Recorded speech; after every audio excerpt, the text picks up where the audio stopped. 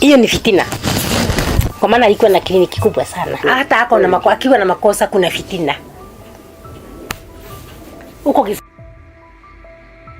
Hello, my friends. I just decided to say good morning. Have a nice day. Let's talk later in the day. I'm headed to work. I need you all. And I do not take your support for granted. Please join. Get on board and I'm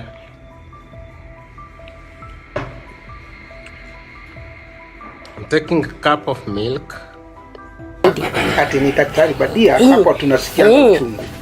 Sababu tunajua vile amesoma. Lakini watu wanataka kumharibia jina, kusema ni nini? Ni wasema mambo mengine kusema ni fake doctor. Hata kuna madaktari wako Kenya hawezi fanya kazi kama yeye. Mimi namjua. In 2015, Mugo Wairimu, a fake gynecologist, was caught on video at his prestige clinic in Githurai 44, taking advantage of one of his patients who was knocked out. This was just one of the many deplorable acts committed by Mugo Wairimu, an individual with no conscience or moral compass whatsoever. Since 2015, so much has unfolded in the life of this fake doctor, and today, we help you connect all the dots by unpacking the story of Mugo Wairimu from start to finish. Welcome to Silent Shadows. As always, if you appreciate our true crime storytelling, support our work by liking and subscribing. Together we uncover compelling tales of crimes and mysteries in Kenya and beyond, presenting well-balanced narratives that respect the victims and their loved ones.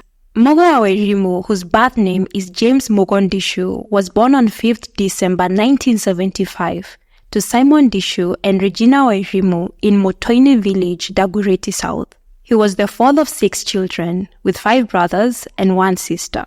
Despite having many siblings, Mugo shared an exceptionally close bond with his mother, which is why he adopted the name Mugo Wairimu, meaning Mugo son of Wairimu, when he came of age. Growing up, Mugo was very academically gifted, and people in his village remember him as the smartest child in the neighborhood. He attended Githurai Primary School, where he excelled in his national exams, scoring 540 out of 700 marks. Although he was accepted into Mango High School, financial difficulties at home prevented him from joining the prestigious national school. As a result, Mugo attended Dagoretti High School, which was more affordable and just a few minutes from his home. After completing his high school education, he joined the University of Nairobi on 28th October 1996, and this is where things start to get confusing and reveal Mugo Wairimu's seedy character. According to his parents, Mugo had told them he was studying medicine at the University of Nairobi. He also told his parents that to pay for his education at the university, he worked as a part-time morgue attendant at Chiromo Mortuary. What he did not tell them is he was able to make a lot of money at the morgue by offering special services to families of the deceased from the western part of Kenya. These services included performing burial rites on the deceased, and he would make an upward of 80,000 Kenyan shillings. Mugo would go on to graduate in 2000, with his family and neighbors proudly in attendance, celebrating the fact that their son had become a doctor. However, from the outside looking in, this graduation timeline does not make sense, since it suggests that Mugo completed his Bachelor of Medicine and Surgery degree in just 4 years, which is impossible. This was validated when the university's registrar confirmed that Mugo did not graduate from the university with a degree in medicine as he claimed. So what did Mugo Wairimu actually study? Mugo was admitted to the University of Nairobi in 1996 to study a Bachelor of Nursing degree, which he completed and graduated in 2000. Notably, after his graduation, Mugo did not follow the due process to register as a practicing nurse with the relevant governing bodies in Kenya. He instead chose to open his own clinic, presumably using the money he had saved from his under-the-table work as a morgue attendant. Mugo would later brand himself as a certified gynecologist and open the infamous Prestige Healthcare Clinic at Githurai 44. This was around 2008. At this clinic, he offered mostly reproductive healthcare services. The clinic would then grow in popularity when Mugo opened a Facebook and Twitter account with the moniker Mtetezi wa Wanyonge, which means the voice of the voiceless. Mugo amassed a considerable following on these social media channels, and he positioned himself in the Kenyan online space as a well-known doctor and political blogger who was an avid Uhuru Kenyatta supporter. He also used these social media channels to sell people the facade that he was a respectable family man by often sharing photos of his wife and their young daughter, whom he named Prestige after his clinic. Additionally, he used these platforms to show off and market his clinic at Githurai 44. Not only did Mugo use his social media channels to attract women in need of gynecology services to his clinic, but he also leveraged other marketing tactics, including offering free consultations and distributing flyers promoting his services at local shops, including M-Pesa kiosks. One fateful day, in late October of 2014, one 29-year-old young woman, whom we shall call Jane to protect her identity, picked one of the flyers at an M-Pesa agent shop in Githurai 44. The flyer was advertising the free gynecological consultations at Mugo's clinic. Jane saw this as a blessing in disguise, since for a while she had persistent pain during that time of the month, but due to financial constraints, she was unable to go see a gynecologist. Jane visited Mugo's clinic about a week later, on Saturday, 1st November 2014. When she arrived at the clinic, she saw the fake doctor, Mugo Wairimu, who told her he needed to examine her. Without any suspicions that anything was amiss, Jane put on the medical gown and got on the examination table. Everything seemed normal until the fake doctor gave her 4 tablets, which knocked her out almost immediately. When Jane woke up hours later, she was in a different room from the one she had been in before. She had a drip attached to her arm, but most alarmingly, she was without her undergarments, and her phone had been switched off. Sadly, Jane was unable to get answers about what had happened, as Mugo Wairimu was not around, and his employees could not provide any explanations.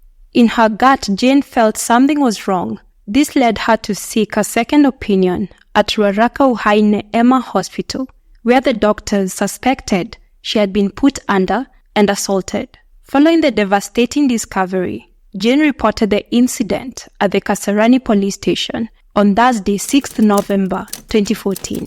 Unfortunately, the police could not offer any help since she lacked evidence to prove she had been assaulted. This was just one of many assault cases involving the doctor, and soon word began to spread in Githurai 44 about the troubling activities at Mugo's clinic. The Githurai 44 residents complained so much of the foul activities taking place at Prestige Clinic to the point where Mugo Wairimu felt compelled to hire security guards to guard his not-so-prestigious clinic. Even the clinic's employees grew suspicious of Mugo's activities with female patients. One staff member in particular, whom we'll call Peter to protect his identity, began to feel uneasy after noticing a disturbing pattern at the clinic that whenever certain patients, always women, came to the clinic, his boss, Mugo Wairimu, would ask the nurses to leave the procedure room before locking himself in the said room with the patients. Growing increasingly concerned, Peter decided to place a hidden camera in the procedure room, hoping to uncover what was really happening behind those locked doors. What Peter discovered sent chills down his spine, and the video became one of the key pieces of evidence that would blow the lid off Mugo's criminal activities. On the other side of Githurai, Jane was still fighting to get justice, and she contacted Robert Alai on social media, and he connected her with 2 journalists, that is Evelyn Wambui and Lulu Hassan of Citizen TV.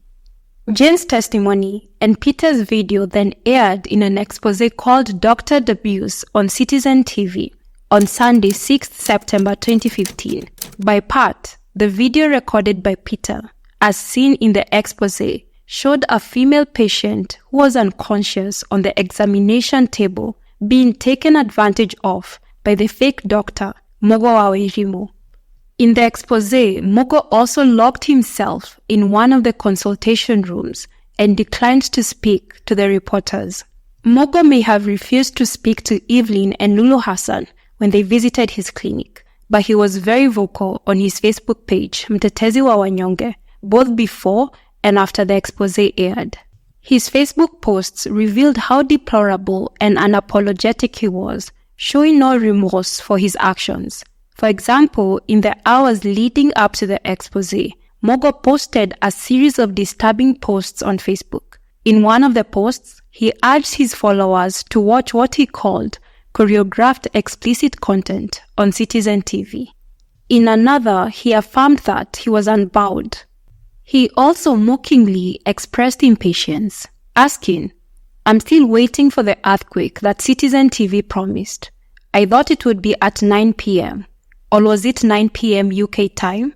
After the expose aired, sparking outrage across the country and beyond, Mugo, who was now on the run, continued to taunt his critics on social media. His first response to the expose on Facebook was a dismissive post saying, "Just that." He posted several other messages claiming he was being blackmailed and that the media was prosecuting him. What was even more disturbing was the fact that some of his followers continued to support him despite the overwhelming evidence of his predatory behavior. They urged him to stay strong and remain safe. Mugo's house of cards continued to crumble after the expose aired when the Kenya's Medical Practitioners and Dentists Board came forward to confirm that the clinic was not registered and that Mugo was not a registered doctor, nurse, clinical assistant, lab technician, or any other profession associated with medical practice. The fake doctor would go on to be arrested on Thursday, 10th September 2015, after being on the run for 4 days. He was arrested by the Tigoni police while he was having tea at Getunga Hotel in Limuru. This was after one of the patrons at the hotel identified him and called the police. Believe it or not, even at the police station, armed with his iPad, Mugo Wairimu had time to post on Facebook, saying, "Safely in the hands of the Tigoni police."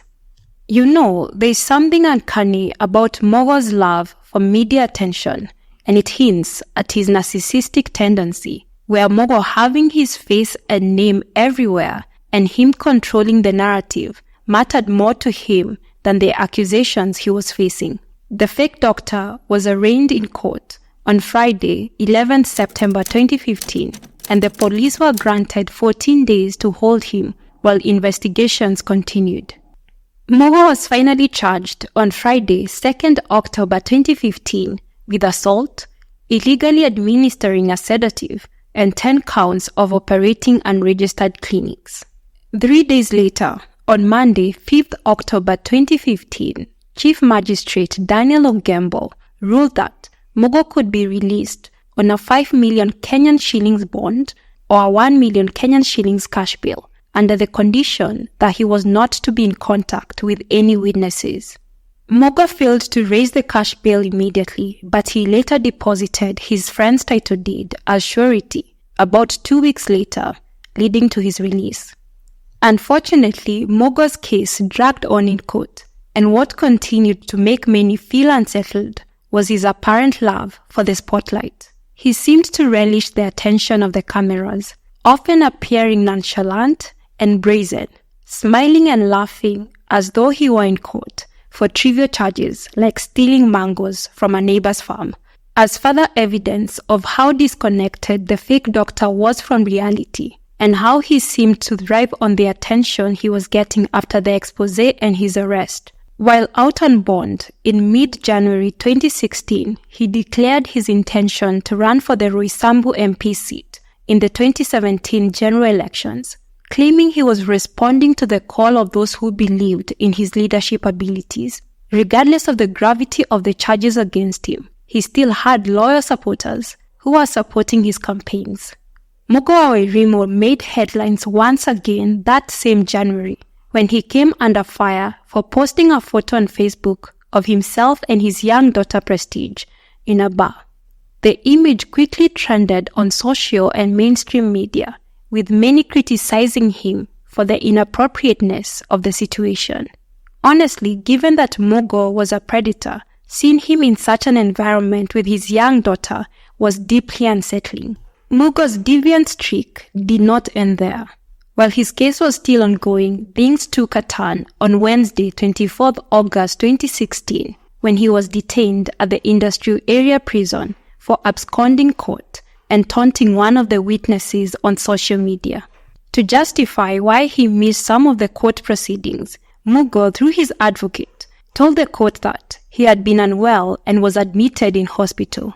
Mugo even presented a medical note showing he had been admitted to Milan Health International Center, a maternity facility owned by his friend Elijah Madhaya.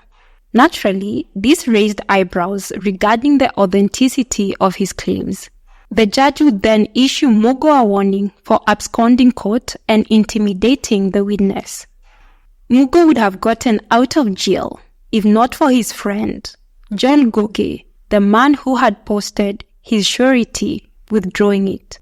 John told the court that he needed the title deed he had submitted to the court on behalf of Mugo, since he needed to use it to secure a loan from a financial institution for his children's school fees. Despite this setback, Mugo would not stay in jail for long. Someone in his network deposited another title deed on his behalf, and Mugo was out of jail in no time. Once out on bond again, Mugo's case continued in the background while he campaigned for the Roysambu MP seat. Fortunately, he lost the race to Waihenya Ndirango in August of 2017 during the general elections. Desperate for an income, Mugo turned to his friend and fellow quack doctor, Elijah Madhaya, in March of 2018. Elijah owned Milan Health International Clinic in Kayole, and similar to Mugo, he was not a trained doctor, and he did not have the proper registration to run the clinic. Remember, Elijah was the same person who had written Mugo's fake sick notes when he absconded court. Mugo struck a deal with Elijah, where Mugo was to pay him 25,000 Kenyan shillings for Elijah to transfer to him the ownership of the Milan clinic, including both the name and the physical space.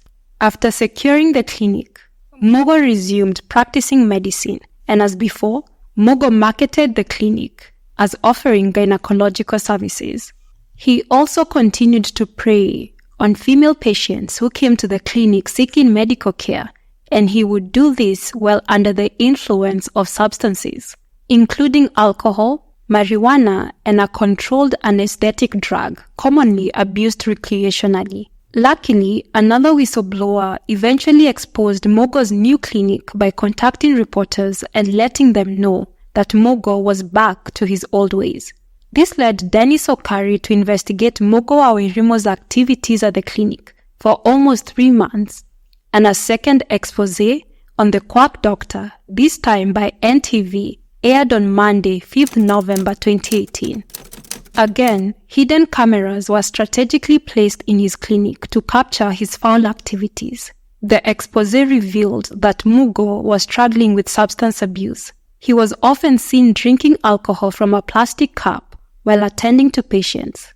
Disturbingly, he was also observed injecting himself and repeatedly asking his employees to inject him with the previously mentioned anesthetic drug. Furthermore, Mugo was caught significantly inflating his patient bills. For example, he charged one patient 800 Kenyan shillings for a medication that only costed 40 Kenyan shillings. Most damningly, Mugo was still taking advantage of his female patients. This expose caused more uproar across the country, and the biggest question on everyone's mind was how Mugo was still practicing medicine. Mugo's parents also spoke to reporters. They defended their son's character, claiming that the accusations against him were lies. At that time, while his parents were speaking out and defending him, Mugo had switched off his phone and was on the run, with detectives hot on his trail. In a wrong move, Mugo switched his phone on Tuesday, 13th November 2018, and sent a message to one of his relatives, asking them to meet him later that day. Unbeknownst to Mugo, the detectives were monitoring his conversations. Around 7 p.m., Mugo ordered an Uber taxi from his hideout in Gashie, where he had been staying with a woman named Lillian. He headed for Nairobi, and his final undoing came when he stopped to buy a t-shirt from a stall at Utalii House, and the flying squad officers swooped in and arrested him. Mugo's trial began shortly after his arrest. While the trial for his illegal activities at Milan Clinic was underway, the earlier trial stemming from his 2015 arrest for his illegal activities at Prestige Clinic was still ongoing. The earlier trial would come to an end on Wednesday, 28 October 2020, and to his shock, Mugo was sentenced to 11 years in prison. In the sentencing, Senior Principal Magistrate Sarah Nanzushi at Milimani Law Courts also ordered Mugo to pay a fine of 1.4 million Kenyan shillings for unlawfully practicing medicine. Shockingly, after the sentencing, Mugo said that it was unfair and too harsh for the crimes he had committed. Mugo also went on record saying, "When I come out of prison, I would like to commit a serious offense like drug trafficking or robbery with violence, since it's like I'm serving the same sentence." Just a month after his first case ended, in November of 2020, one of the 11 witnesses in his second case took the stand. This woman recounted her horrifying experience at Mugo's Milan Clinic in Kayole, whereby she was in the consultation room with a fake doctor when one of his employees entered the room and injected a mysterious substance into Mugo's hairline, then connected him to an IV drip. Note that the injection and the IV contained the controlled anesthetic drug which Mugo was hooked to. Feeling spooked by the situation, the woman rushed towards the hospital's main door, only to find it locked. To her shock, the receptionist informed her that she could not open the door unless Mugo instructed her to do so. Shortly after, Mugo shouted to the receptionist, "Fungulia hiyo kisirani iende," which loosely translates to, "Open the door for that nuisance to leave." In addition to this testimony, another patient later recounted that she had been put under, and when she regained consciousness, she discovered she was without her trousers. The curtain finally fell on Mugo Wairimu's criminal activities on Monday, 21st November 2022, when he was sentenced to 29 years and 6 months in jail. Chief Magistrate Mwendo Kagendo, while delivering the sentence, noted that Mugo was a danger to society and needed to be kept away for a long time. Luckily, Mugo's sentences will not be running concurrently, which means he will not be out of prison for a very long time. Mugo Wairimu's decision to set up these clinics in low-income neighborhoods offering gynecological services paints a disturbing picture of exploitation and how he preyed on vulnerable women. He preyed on the vulnerability of women who, due to financial limitations, had limited access to specialized SRH care. Also remember, Mugo was quite smart, so he deliberately and strategically planned the assaults in such a way it would be difficult, if not impossible, for the women to know they had been taken advantage of. And even for those who suspected they had been assaulted by the fake doctor, they would realize it when it was too late and all the biological evidence had gone. We would also like to emphasize that if you're at a medical facility and something feels off, it could be the facility itself or the healthcare providers. Trust your gut, leave, and seek medical services elsewhere. Thank you for joining us today. If you appreciated this video, please give it a thumbs up and don't forget to subscribe to our channel to be notified when the next video is up. Until then, please take care, stay safe, and always trust your gut.